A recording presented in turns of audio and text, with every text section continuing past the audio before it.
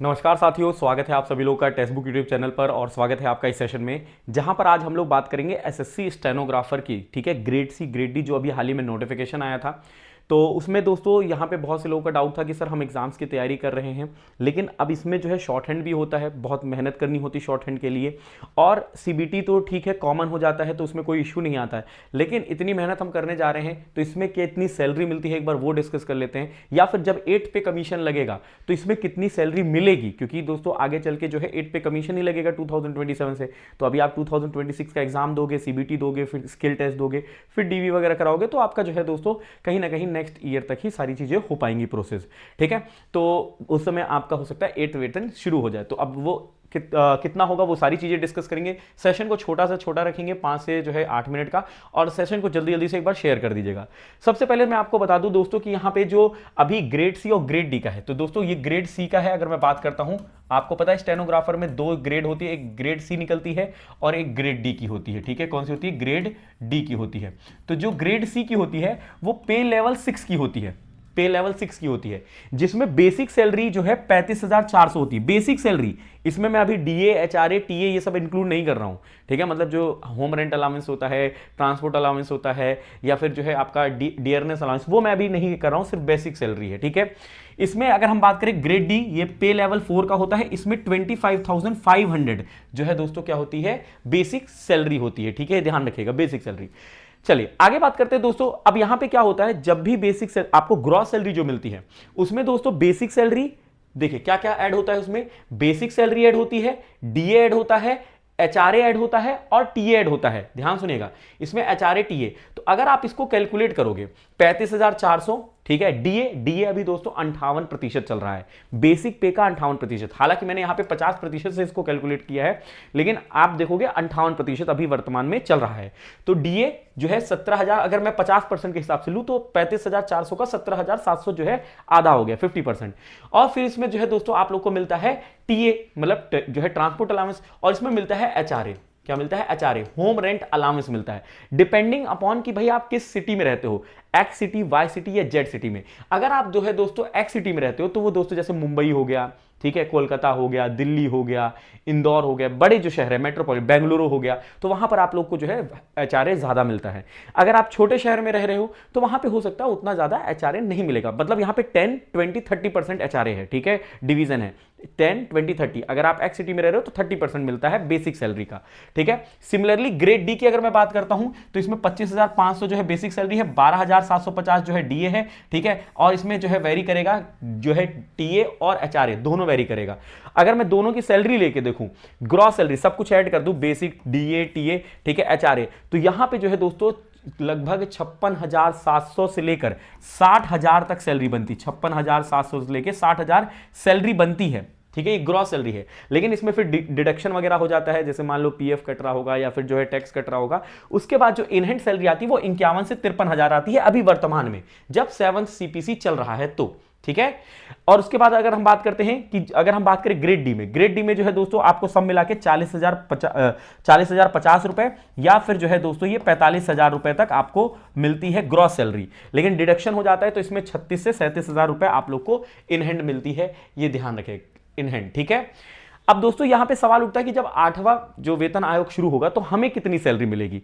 अब मैं आपको बता दूं, 8वां वेतन आयोग जो है ये फिटमेंट फैक्टर पे डिपेंड करता है। किस पे डिपेंड करता है?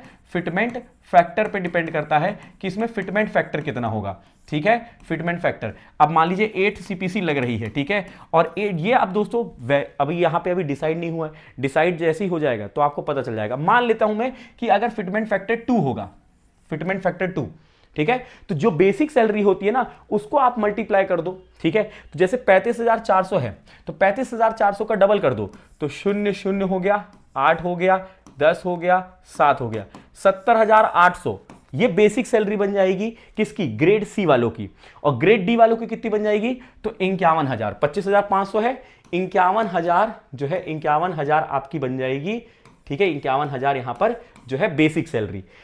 अब दोस्तों, अब आप कहोगे सर इसमें डीए टीए भी ऐड होगा। देखो दोस्तों, जब भी नया वेतन आयोग लगता है तो उसमें जो है डीए नहीं लगता है, डीए नहीं मिलता है, डीए हो जाता है जीरो। जो अभी डीए 58% चल रहा है आपका बेसिक सैलरी का, वो हो जाएगा जीरो। ठीक है, ध्यान रखिएगा, वो हो जाएगा जीरो। ठीक है, मतलब ये वाला पार्ट हट जाएगा। तो अब आपको फिर मिलेगा क्या? आपको मिलेगा एचआरए और टीए मिलेगा। मतलब जो ट्रांसपोर्ट अलाउंस है और होम रेंट अलाउंस वो आप लोग को मिलते रहते हैं। ठीक है, तो अगर मैं इनको इंक्लूड कर दूं, ठीक है, तो आपकी जो दोस्तों ग्रेड सी वाली सैलरी होगी उसमें अगर मैं इसको इंक्लूड कर दूं तो लगभग 10,000 और कर दिए, तो यहां पे जो है दोस्तों 10 से 15,000 और इजाफा हो जाएगा। तो मतलब 85 से 90,000 आपका जो है दोस्तों ग्रेड सी का मिलेगा, ग्रेड सी का। सिमिलरली यहां पर भी आप इंक्रीमेंट अगर देखोगे तो आपको लगभग यहां पे 60 से 65,000, 60 से 65,000 जो है आपको मिलेगा ग्रॉस सैलरी। ठीक है, ग्रॉस सैलरी यहां पे आप लोग को यही मिलेगी। तो यही बताया है कि ग्रेड सी में एक्सपेक्टेड है 90,000। ठीक है, अगर जो है दोस्तों डिपेंड करता है फिटमेंट फैक्टर पे। ठीक है, अगर 2 होता है, और अगर यहां पे ग्रेड डी का कितना हो जाएगा, 65,000 हो जाएगा। मतलब अच्छी खासी वेतन हो जाएगी अगर ये फिटमेंट फैक्टर 2 हो जाता है तो, या उससे ज्यादा होता है तो। ठीक है, लेकिन हां, अब आप सोचोगे सर डीए जीरो हो जाएगा, फिर उसके बाद डीए क्या होता है, हर साल जो है ना बढ़ता रहता है। जैसे मान लो कि 2027 में जीरो रहेगा क्योंकि 8वां वेतन आयोग लगेगा, फिर 2028 में हो सकता है कि 2% डीए लग जाए बेसिक सैलरी का, फिर अगले साल हो सकता है 3% बढ़ जाए। तो ऐसे हर साल डीए बढ़ता रहता है, 2%, 4%, 5%, 3%, ऐसे बढ़ता है। ठीक है, महंगाई के अनुसार। तो ये इस तरीके से आपकी सैलरी यहां पे बढ़ेगी। अच्छा सर, सैलरी से बढ़ेगी वो तो ठीक है, लेकिन हमें क्या यहां पे कुछ और भी प्रॉफिट्स होंगे? जी हां, आपको और भी बेनिफिट है। देखो, होम रेंट अलाउंस तो आपका सैलरी में मिल ही रहा है, इसको मत इंक्लूड करिए। मेडिकल फैसिलिटीज आपको अलग से मिलती हैं। जो सरकारी लोग होते हैं उनको मेडिकल फैसिलिटीज मिलती हैं। सरकारी, अगर आप दफ्तर में काम कर रहे हैं, सरकारी अफसर है, तो आपको वहां पे मेडिकल फैसिलिटी मिलेगी। इसके बाद जब दोस्तों पेंशन इसमें मिलेगी। जॉब सिक्योरिटी सबसे बढ़िया होती है, जॉब सिक्योरिटी, कि भैया आपको जॉब यहां पे सिक्योर रहेगी। तो ये सारे जो है दोस्तों, जो है सैलरी के अलावा आपके बेनिफिट्स हैं। ठीक है, मतलब पर्क्स हैं। अब दोस्तों सवाल यहां पे ये उठता है कि सर हम स्टेनोग्राफर की तैयारी करना चाहते हैं तो कहां से करें? तो देखिए, आप जो है दोस्तों सुपर पास लाइव से कर सकते हो।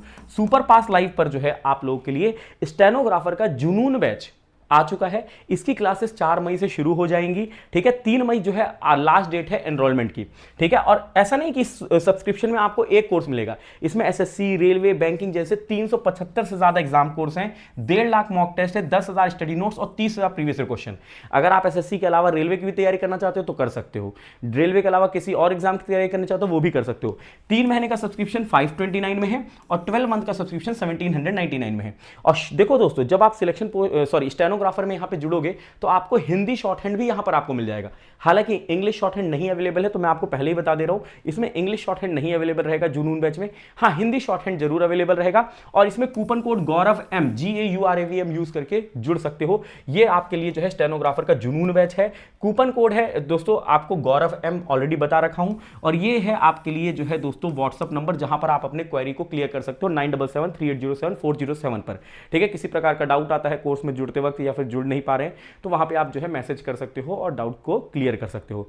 और कैसे जुड़ना है, इसी वीडियो के नीचे डिस्क्रिप्शन में लिंक दिया गया है, उस लिंक को क्लिक करिए, आपको वहां पे 3 मंथ और 12 मंथ का सब्सक्रिप्शन दिखेगा। आप अपने अकॉर्डिंगली जो है किसी भी सब्सक्रिप्शन को ऑप्ट कर सकते हो और अपनी तैयारी शुरू कर सकते हो। जो है जुड़कर अगर स्टेनोग्राफर की तैयारी कर रहे हो तो जुनून बैच पे जुड़ सकते हो। ठीक है, तो ये एक छोटा सा जो है सेशन था, आई होप आपके लिए यूजफुल रहा होगा। अगर ऐसा है तो लाइक करिएगा, शेयर करिएगा, कमेंट बॉक्स में कमेंट करके जरूर बताइएगा, और जुड़ना मत भूलिएगा अपने सेशन में। तब तक लिए रखिएगा अपना ख्याल। बाय बाय, टेक केयर, जय हिंद, जय भारत।